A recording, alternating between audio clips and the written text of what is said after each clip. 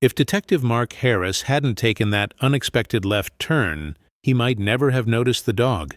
And if he hadn't noticed the dog, 23 children could still be trapped in darkness. It was one of those chilly November afternoons in Mason Creek, Vermont, when daylight seemed to fade early. The streets lay silent, the trees stood bare, and the scent of burning wood lingered in the air.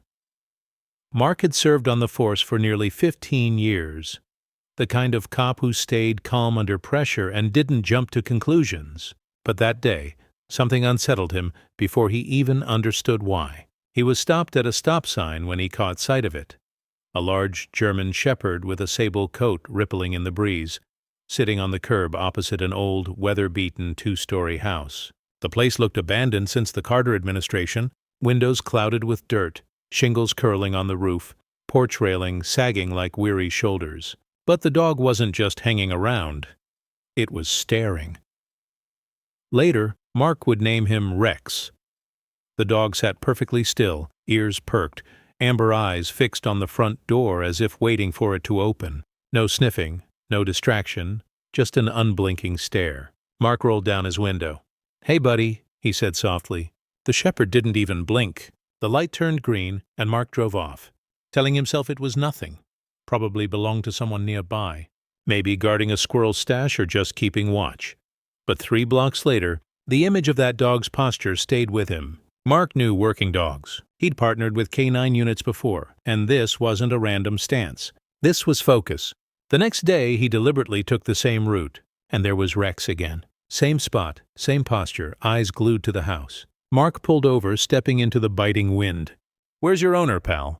he asked, scanning the street. No leash, no collar, no one around. Rex turned his head slightly at the sound of Mark's voice. Acknowledgement, then snapped his gaze back to the house. Mark took a few steps closer, and Rex tensed. Not out of fear, but as a warning. "Don't mess this up." For a moment, Mark felt like the dog knew something he didn't. 2 more days passed. On the 3rd, Mark found himself watching the clock, timing his patrol to pass by that corner. Sure enough, Rex was there, statue still. The house loomed behind him, peeling paint like sunburnt skin, yard choked with weeds, one shutter barely hanging on. Something about the scene gnawed at Mark. He'd heard rumors over the years, kids daring each other to spend the night there, whispers of squatters or strange noises. But every time a unit checked, they found nothing. Yet here was a dog who refused to look away. On the 4th day, the weather turned. Cold rain swept the streets, stinging sideways under a bruised sky. Mark figured Rex wouldn't be out in it. But as he drove past, his wiper slicing the view into fragments, there he was, soaked, shivering, but rooted to the same spot. That did it. Mark parked across the street, engine running, and stepped into the rain. "You're going to freeze out here, boy," he muttered, crouching low. Rex's eyes met his, and for the first time, the dog gave a soft, low whine. Then he looked back at the house. Mark followed the gaze again. The porch sagged under years of neglect. The paint was long gone, and the screen door hung crooked. No movement, no sound, but the hairs on the back of Mark's neck stood up. That evening, Mark brought it up at the precinct. A couple of officers joked about the haunted house mutt, but Sergeant Coleman leaned back in his chair, frowning. That property's been a ghost for decades. Code enforcement's been after it, but the owner's MIA. You think there's something inside? "My gut says it's not nothing," Mark replied. Coleman shrugged. "You want to dig? File for a search warrant. You know the drill." Mark knew the drill, but warrants for abandoned houses without clear probable cause took time. And time wasn't a luxury if something was going on inside. 2 mornings later, Mason Creek woke to a brittle frost that turned every branch into glass. Mark swung by the house again. This time, Rex wasn't on the curb. He was at the rusted gate, front paws planted, tail stiff, a deep growl rumbling in his chest. Mark got out of the cruiser slowly. "What is it, boy?" Rex barked once, sharp, urgent, then trotted up the cracked path toward the porch. He stopped at the front door and pawed at it, nails clicking against the rotted wood. Not the restless scratching of a bored dog. This was deliberate. Mark glanced around the empty street. "You're really trying to tell me something, huh? I've seen animals lead people to things no one else could find," Mark thought, rubbing the dog's damp fur. "That's why I love stories like this. If you believe animals are heroes in their own right, stick around and consider subscribing to Heroes for Animals. You won't believe where this one's headed." Back in the cruiser, Mark typed a quick message to Coleman. Need warrant for 119 Oak Street. Possible canine alert. He hit send before talking himself out of it. While waiting, he did some digging. County records, old news archives. The property's tax bill had been unpaid for years. Last registered owner? A shell company in another state. Suspicious, but without a warrant, all he could do was watch. And Rex made sure he did. Every day, rain or shine, the dog kept his vigil. One night on his way home, Mark slowed as he neared Oak Street. His headlights washed over the sagging porch. In that moment, he thought, no, he was sure, he saw movement behind an upstairs window. Just a flicker, a shadow shifting, then nothing. He braked, rolled down the window. The street was silent except for the ticking engine. Then, from the shadows near the gate, two amber eyes reflected the headlights. Rex stepped into the light, soaked from the mist, and barked once. The kind of bark that leaves no room for doubt. The warrant arrived 3 days later. When Mark pulled up in front of the house that morning, 2 patrol cars were already parked. He stepped out to find Rex waiting by the gate, his tail wagging just a little as if to say, "Finally? Let's see what you've been guarding." "Partner," Mark muttered under his breath. The lock on the front door was weak, giving way easily with a twist of the pry bar. A stale, cold air with a faint hint of something off seeped out as they pushed inside. The floor creaked beneath their boots.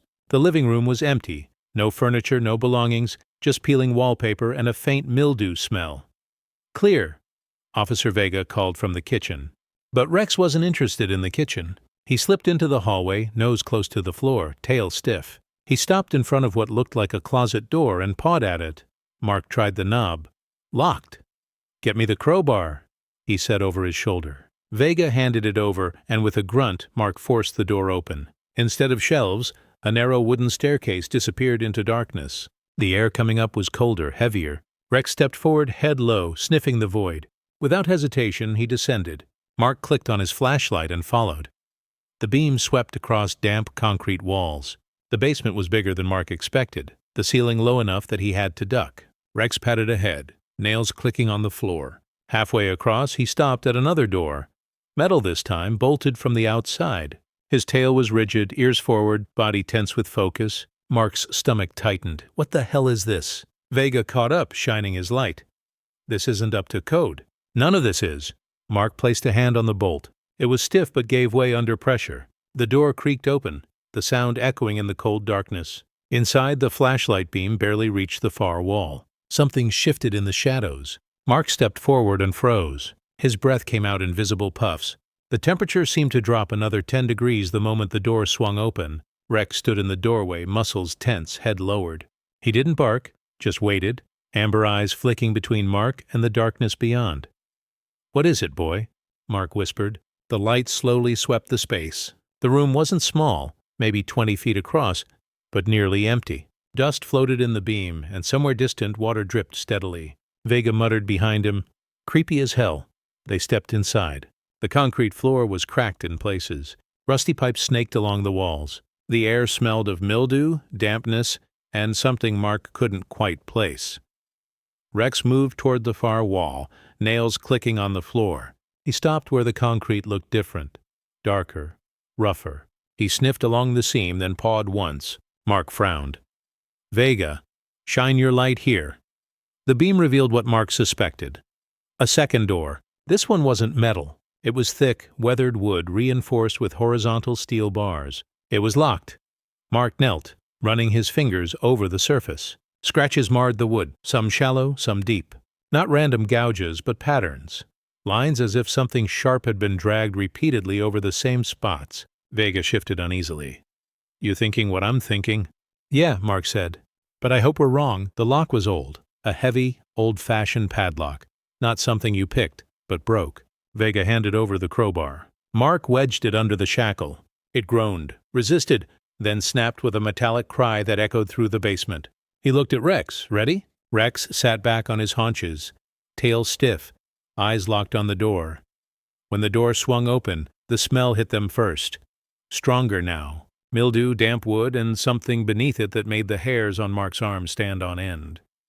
He stepped inside slowly, sweeping his flashlight left to right. The beam caught rough stone walls, a low ceiling supported by wooden beams, and a corridor stretching deeper than he expected. Water dripped somewhere, echoing unnaturally, as if the space was larger than it appeared. Rex moved ahead, nose working furiously. He stopped at a corner and glanced back at Mark.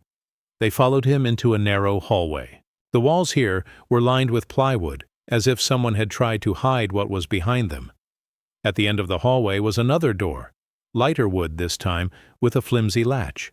Mark hesitated, hand on the handle. Vega looked at him. "Call for backup?" Mark shook his head. "Let's see what's inside first. If it's nothing, I don't want the whole precinct laughing at us for chasing ghosts." Rex gave a short, sharp bark. Mark took that as his answer. The latch gave easily.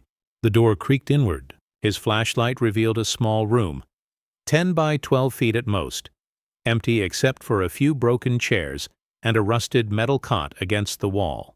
The mattress was gone, but a thin layer of dust covered everything except one chair, which had a faintly polished seat, as if someone had sat there recently.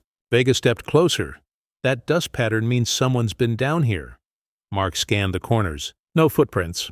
They'd have been obvious on the dusty concrete, meaning either someone was very careful or the dust had settled long after the room was last used. Rex sniffed the cot, then padded to the far wall, sniffing along the floor. Mark followed, shining his light over the baseboards. That's when he saw it. A thin line cut into the dust, curving toward the wall as if something heavy had been dragged and leaned there. Mark crouched down, pressing lightly against the wall. It gave just enough under his hand to tell him it wasn't solid. "This isn't a foundation wall," he said quietly. "What is it then?" Vega asked. Mark straightened, a deeper unease settling in his gut. Something built to hide something else.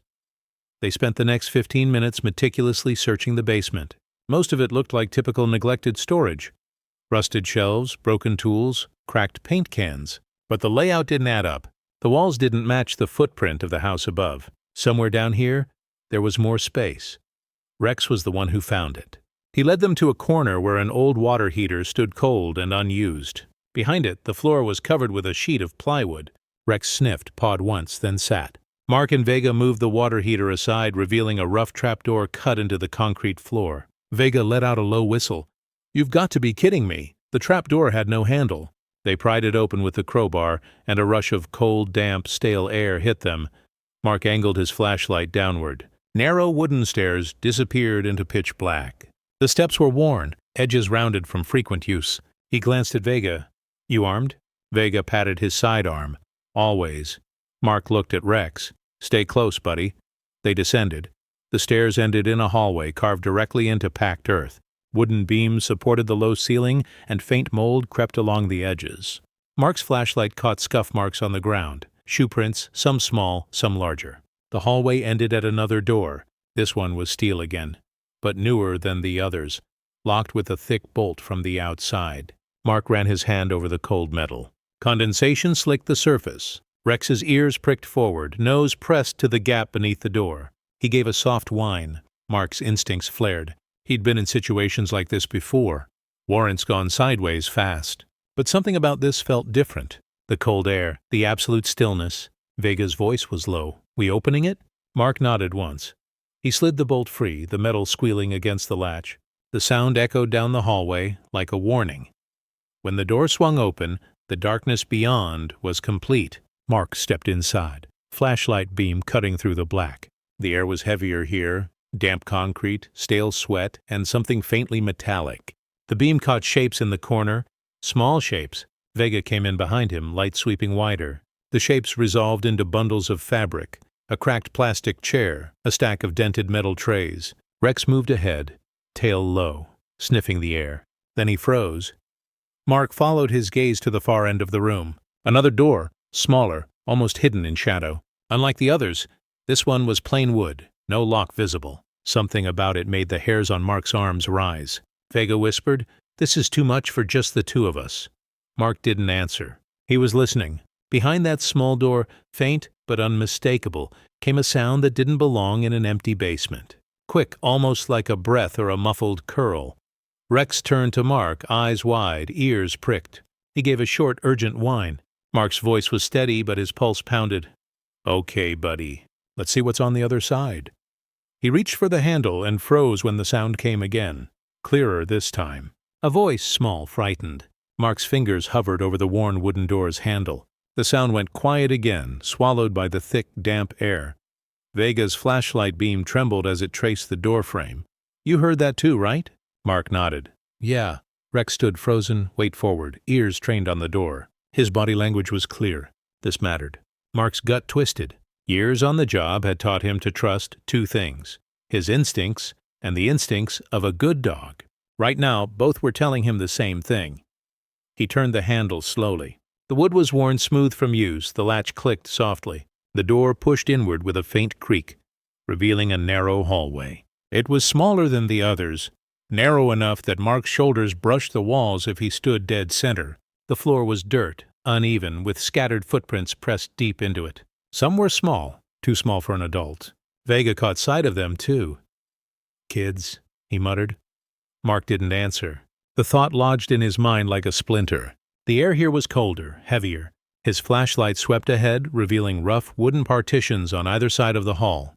They weren't solid walls, more like crude stalls or cubicles. From farther down came a faint metallic clink, followed by silence.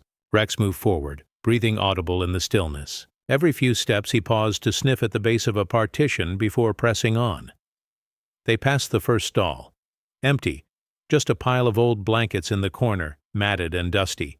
The second stall held a single chair with one leg broken clean off. The third, Mark's light froze on it. Scratched into the wood were marks, tallies, maybe 20 or 30, grouped in uneven lines. Below them, faint letters carved roughly into the wood. Barely readable.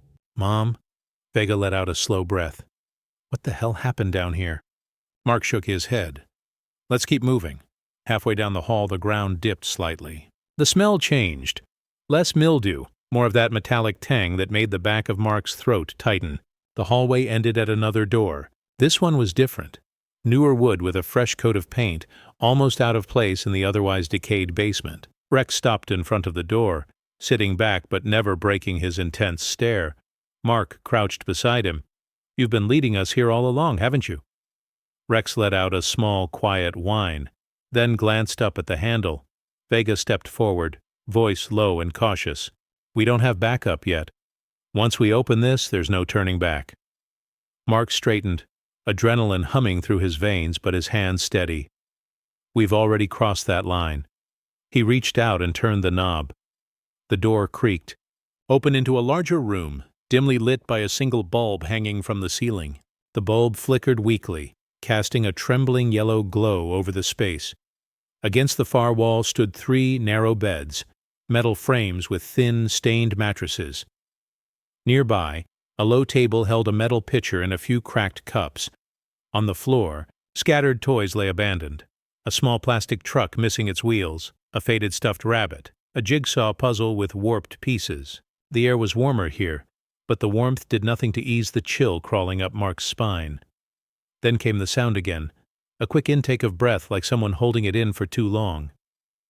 Mark's flashlight darted toward the corner where a rough fabric curtain hung from the ceiling. He moved slowly, each step deliberate.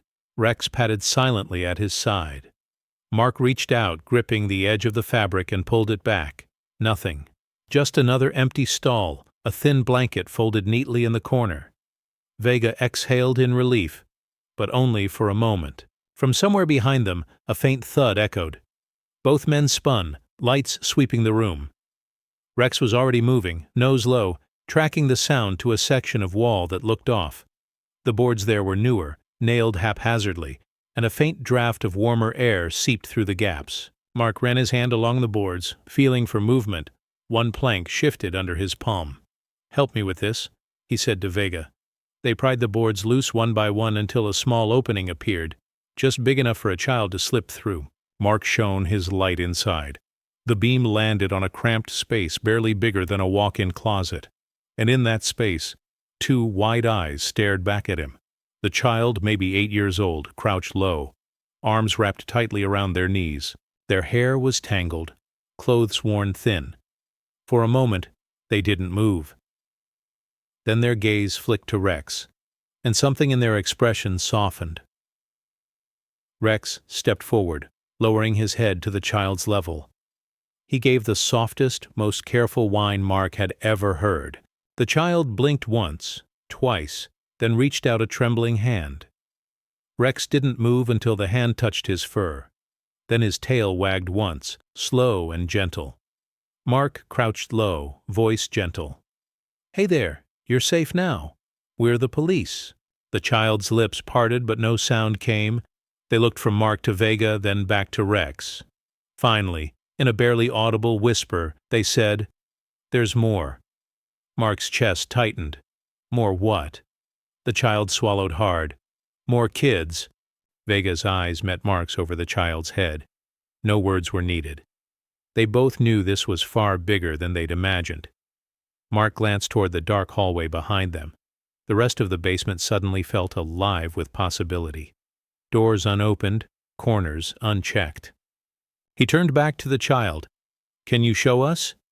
The child hesitated, then nodded once. Mark helped them out through the opening. Their legs were shaky, so he steadied them with one hand. Rex stayed close, his presence oddly grounding. The child led them back into the hallway toward another door they'd passed earlier without a second thought. It was unremarkable, just another wooden slab, paint peeling in long strips. But when Mark pushed it open, he knew instantly this was different. The smell was stronger here, more bodies, more heat. Rows of crude wooden bunks lined the walls. Each had a thin blanket, some in better shape than others. In the dim light, Mark saw small shapes shifting beneath them. Eyes opened, dozens of them, some fearful, some curious, all too quiet for children this young. Mark's heart pounded. He counted quickly. 7, 8, 9. He stopped at 11. 11 kids in this room alone. He forced his voice steady. "It's okay. We're here to help." A few kids glanced at each other but didn't move. The child who had led them stepped forward, gesturing to Rex. "It's him. He found us." Rex padded into the room, sniffing each bed in turn. His tail wagged faintly as he checked on each child, slow and deliberate. Mark watched, a lump forming in his throat. This wasn't random. Rex hadn't stumbled on something. He had known. Vega stepped closer. "We've got to call this in now." Mark nodded, but his eyes stayed on the children. "Yeah, and we're not leaving until every last one is out of here." From somewhere deeper in the basement, another sound echoed. A door closing, slow and deliberate. Mark's head snapped toward the hallway. Whoever had been keeping these kids here was still around. He turned to Vega. "Get them upstairs now. And Rex, with me." The shepherd's ears perked up. His body shifted instantly from gentle comfort to sharp alertness. Whatever was coming next, Rex was ready. The door closing echoed through the basement like a warning bell. Mark froze, hand instinctively resting on his sidearm. Vega caught his eye. That came from the far side. He whispered, already herding the children toward the stairs. Mark nodded. "Get them out. Don't stop until you're topside." The kids hesitated at first, but when Vega motioned toward the narrow stairs, they began to shuffle forward in a quiet, single file. The older ones put their arms protectively around the younger. The little boy who'd led them looked back at Mark, eyes wide. Mark gave a small nod. "You're safe now. Go with him." Rex stayed by Mark's side, posture stiff, ears forward. The dog's breathing was slow but controlled, a working stance Mark recognized from years with canine units. Mark crouched beside Rex, murmuring, "All right, partner. We're not done yet." Rex's amber eyes never left the shadowed hallway ahead. They moved toward the source of the sound, Mark leading with his flashlight, Rex tracking just ahead. The corridor felt even narrower now, the air thick and heavy. Somewhere above, faint thuds marked the children's progress toward the surface. The hallway ended at another steel door, heavier than the others, bolted from the outside. Mark reached out, fingers brushing the latch. It was warm, recently touched. He slid the bolt back slowly, listening. The door swung open to reveal a large, dimly lit chamber. A single bare bulb hung crookedly from the ceiling, swaying slightly as if disturbed moments before. The walls were lined with shelves holding boxes, cans, and plastic jugs. Rex sniffed sharply, a low growl rumbling in his chest. Mark swept his flashlight beam across the room, catching a shadow moving near the far wall. "Police! Show me your hands!" The figure froze, then bolted toward a narrow passage on the right. Mark lunged forward, but the maze-like layout slowed him. Rex, however, was a blur, paws pounding the concrete, nails scraping as he cut into the side quarter. Mark followed, flashlight beam jerking with each stride. The passage twisted sharply, opening into a smaller space cluttered with crates. The figure was gone. Rex was at the far end, nose to the ground, tail rigid. He lifted his head, looking back at Mark, then toward another opening partially blocked by a stack of wooden pallets. Mark squeezed past the pallets into a space that resembled a crude tunnel more than a room. The ceiling was lower here, the floor uneven. Fresh footprints marred the dirt, large, boot-sized, heading deeper into the darkness. Rex barked sharply, the sound bouncing off the walls. Mark clicked his radio. "Vega, suspects moving underground, possibly toward another exit. Secure the kids and get back here now." Static crackled, then Vega's tense voice. "Copy that. On it." They pressed on, following the tunnel's curve. Mark's light caught damp spots on the walls and a faint shimmer ahead, the reflection of water. The tunnel opened into a cavernous space beneath the foundation. Water pooled in the center, fed by a thin trickle from a crack in the wall. The air was colder here, every sound amplified. On the far side, another opening led upward, likely a ground-level exit. Rex surged forward, but Mark caught a shadow moving in his peripheral vision, separating from the wall. "Stop right there," Mark barked. The figure froze for a moment, then turned slowly. A man in his mid-40s, wiry build, clothes streaked with grime. His eyes darted between Mark and Rex, calculating. "Hands where I can see them," Mark ordered. Instead, the man bolted for the exit. Rex exploded into action, barking like thunder. In 3 strides he launched, hitting the man square in the side and driving him into the dirt. The impact knocked the air from the man's lungs. Rex clamped onto his forearm, holding but not mauling, textbook apprehension. Mark was on them in seconds, cuffing the man's free hand before securing the other. The suspect's face twisted in fury. "You have no idea what you're doing," he spat. Mark leaned close, voice cutting through the anger. "I know enough to get those kids out of here, and I know you're done." Rex released on command but stayed poised, teeth bared in silent warning. Mark keyed his radio. "Suspect in custody. Need someone to take him topside." 2 officers met him halfway through the tunnel, taking the man into custody. Mark turned to Rex, scratching the dog's head briefly. "Nice work, partner. Real nice. But the job wasn't finished." They retraced their steps to the main basement chamber, checking every locked door, every shadow. In one room, shelves lined with canned food and bottled water, enough supplies to last weeks. In another, a small generator sat silent, fuel canisters stacked neatly nearby. It was clear whoever ran this operation had planned for the long haul. Mark's radio crackled again. "Vega, we've got the kids outside. EMS is checking them over. Some dehydrated, but all alive." Relief washed over him, tempered by the knowledge they'd found only some of the voices the child had hinted at. He scanned the far corner of the basement. Partially obscured by a fallen shelf was another doorway. Rex was already heading for it. The door wasn't locked but jammed by debris. Mark shoved the shelf aside, its contents crashing to the floor. Inside was a narrow staircase, steeper than the others, leading further down. The air drifting up was warmer, almost humid. Rex descended first, body low and cautious. Mark followed, flashlight steady. The stairs ended in a long, narrow room. The walls were rough stone, and the ceiling was low enough that Mark had to hunch slightly as he moved. Along the back wall, 7 beds were lined up, 4 of them occupied. The children here were very young, toddlers no older than 5. Their eyes blinked slowly, adjusting to the light. Mark crouched down, keeping his voice soft and soothing. "It's okay. You're safe now." One little girl clutched a stuffed bear so tightly her knuckles turned white. Another reached out hesitantly toward Rex, her expression a mix of fear and wonder. Rex lowered himself to the ground beside her, allowing her to gently touch his fur. Mark radioed for another unit to escort the children out. He stayed until he saw each child safely in the arms of an officer heading upstairs. When the last one was gone, the basement felt different, emptier, but still heavy with the weight of what had happened there. He looked down at Rex. "We're not leaving until we've cleared every inch." They spent another hour combing through the maze-like basement. Behind a panel of rotting plywood, they discovered a stash of personal belongings: tiny shoes, worn jackets, school backpacks faded with age and use. Each item told a story, none ending where it should have. Mark carefully bagged the items. Evidence. Proof. By the time they emerged into the cold night air, the street was lined with patrol cars, ambulances, and curious neighbors held back by yellow tape. Vega approached, his breath visible in the frigid air.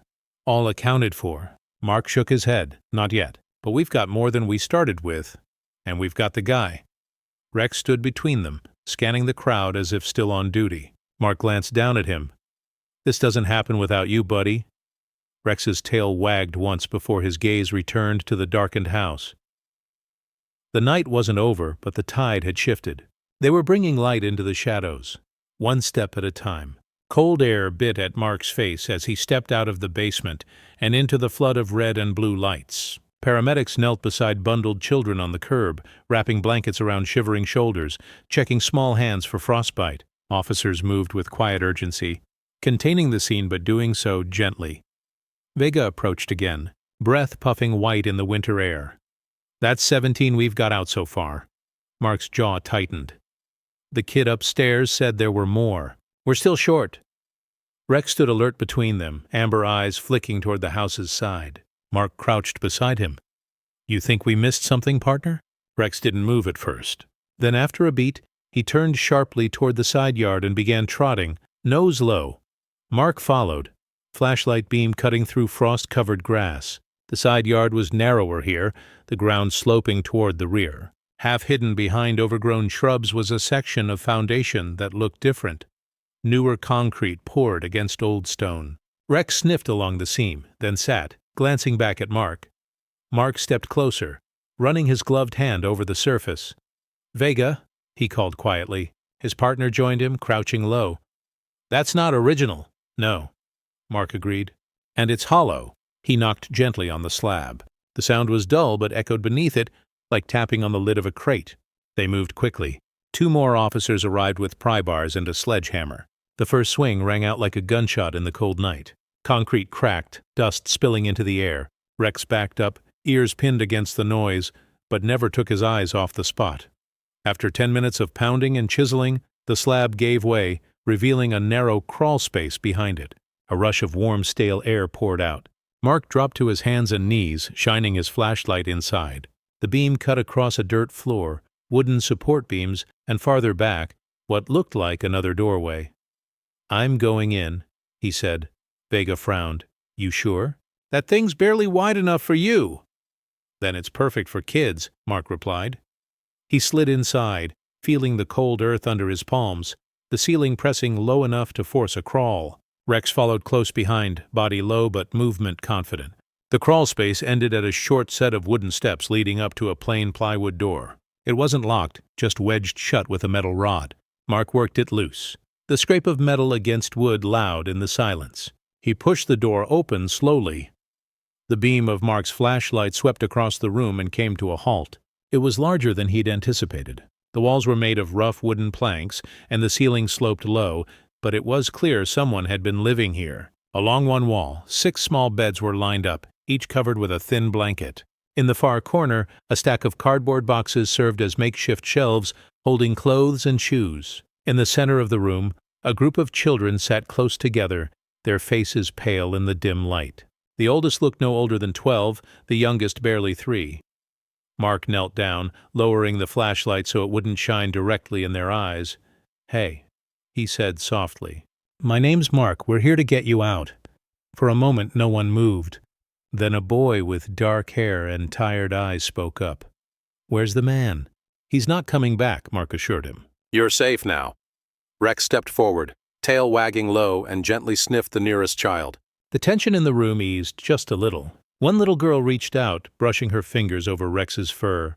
Mark keyed his radio. "We've got 6 more. Need blankets and EMS down here ASAP." Vega's voice crackled back. Copy that. On the way. Mark stayed with the children until 2 paramedics arrived, carefully passing the kids one by one through the narrow opening. The last child, a boy clutching a battered baseball cap, paused and looked back into the room. What is it? Mark asked. The boy hesitated. There's another place. Mark's pulse quickened. Where? The boy pointed to the far wall behind the boxes. He crossed the room in a few quick steps, moving the boxes aside to reveal a section of plywood paneling. It was hinged with a small latch near the floor. Rex sniffed at it once, then let out a sharp bark. Mark opened the latch and swung the panel wide. A narrow passage sloped downward, the air growing warmer and more humid the deeper it went. They moved quickly, Mark's flashlight bouncing off packed earth walls. The passage twisted twice before opening into a chamber that stopped him cold. It was the largest room yet, and it was full. 9 more children sat along the walls wrapped in blankets and holding cups of water. An officer knelt among them, speaking softly. Vega looked up as Mark entered. Found them hiding. They were too scared to come out until we got the first group upstairs. Mark counted quickly. That's all of them? Vega nodded. 23 in total. Mark exhaled slowly.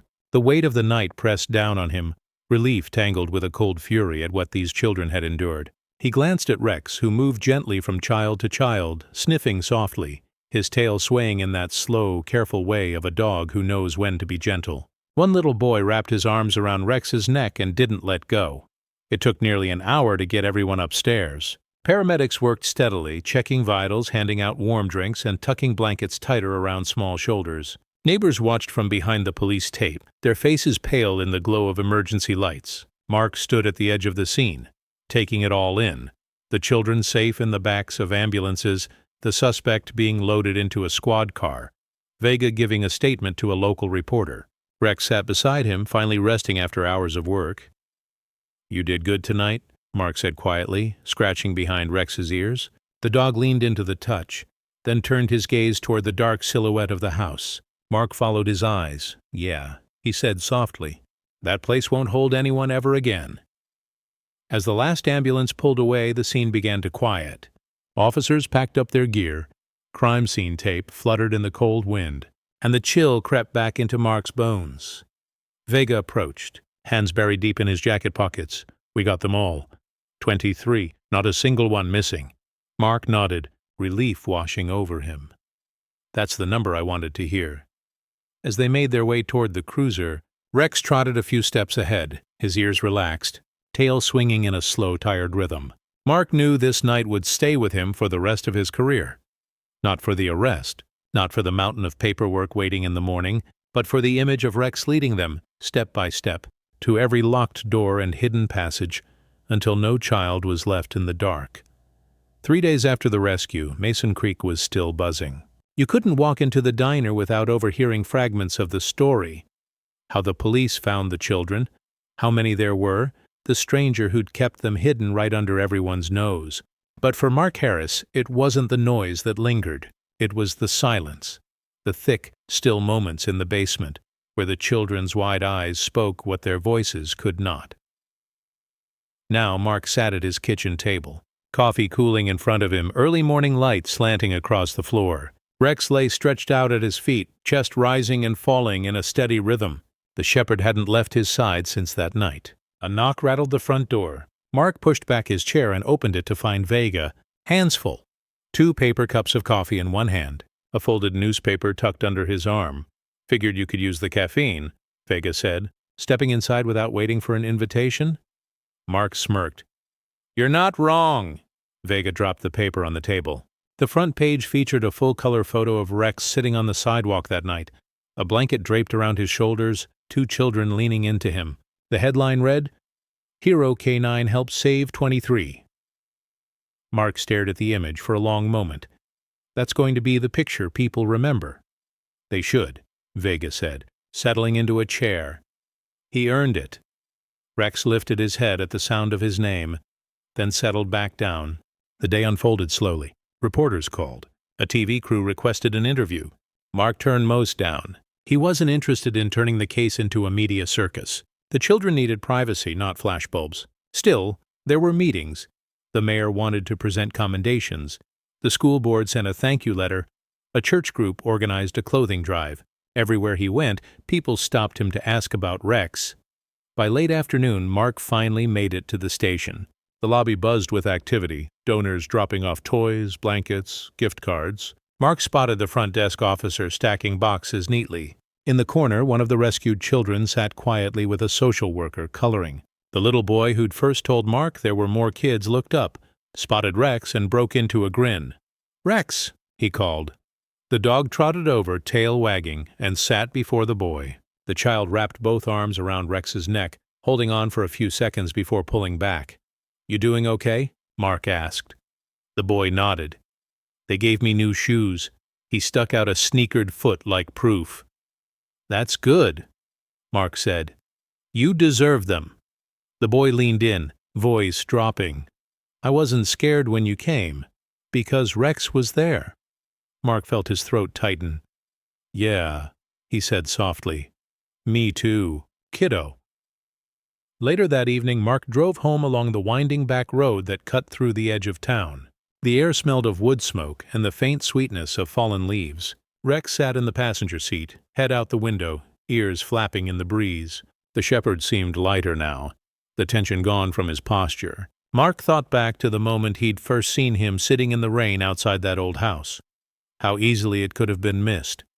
When they pulled into the driveway, the sky was a deep shade of blue, the first stars just beginning to twinkle. Mark let Rex out of the car and watched as the dog trotted up to the porch, pausing to sniff the air as if taking inventory of the entire neighborhood. Inside, Mark filled Rex's bowl, then poured himself another cup of coffee. He stood by the kitchen window, gazing out toward the dark tree line. For the first time in a long while, the quiet didn't feel heavy. It felt well-earned. The following Saturday, the town gathered at the community center for a modest celebration. It wasn't fancy. No reporters, no long speeches, just neighbors, the rescued children with their temporary guardians, and the officers who had been there that night. Mark stayed near the back, holding a paper plate of barbecue in one hand and a cup of lemonade in the other. Rex remained close, accepting the occasional scratch behind the ears from passing children. When the mayor took the microphone, she didn't dwell on the arrest or the investigation. Instead, she spoke about vigilance, about neighbors looking out for one another, and about the remarkable way a dog's persistence had uncovered something that might have stayed hidden forever. She ended by saying sometimes heroes come on four legs. The applause was warm and genuine. Rex perked up at the sound, glancing at Mark as if to check whether he'd done something new to deserve it. Mark crouched beside him. "Yeah, buddy," he murmured. "They're clapping for you." After the crowd began to disperse, one of the older girls who had been rescued approached Mark, holding a folded piece of paper. "It's for Rex," she said. Mark unfolded it to reveal a crayon drawing. Rex in the center, surrounded by stick-figure children holding hands. Above them, in wobbly letters, were the words, "Thank you for finding us."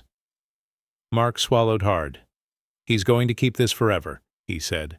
The girl smiled shyly, then hugged Rex before heading off. That night back at home, Mark pinned the drawing to the wall above his desk. Beside it, he taped the newspaper photo Vega had given him. 2 reminders. One for the public story, one for the personal one. He sat down, Rex curling up at his feet. The house was quiet again, but it didn't feel empty. Mark knew there would be reports to finish, hearings to attend, maybe even a trial where he'd have to testify. But those were just aftershocks. The real work had been done in the dark, with a flashlight in one hand and a dog leading the way. Before bed, he stepped out onto the porch. The night air was crisp, the sky wide and full of stars. Somewhere down the street, a neighbor's porch light flicked on. Rex came to sit beside him, leaning gently against his leg. Mark scratched his neck. "You know, buddy, not every case ends like this, but I'm glad this one did." Rex tilted his head as if he understood every word. Mark smiled. "Come on, let's go inside. We've got a quiet night ahead." The porch light clicked off as they stepped inside, the door closing softly behind them.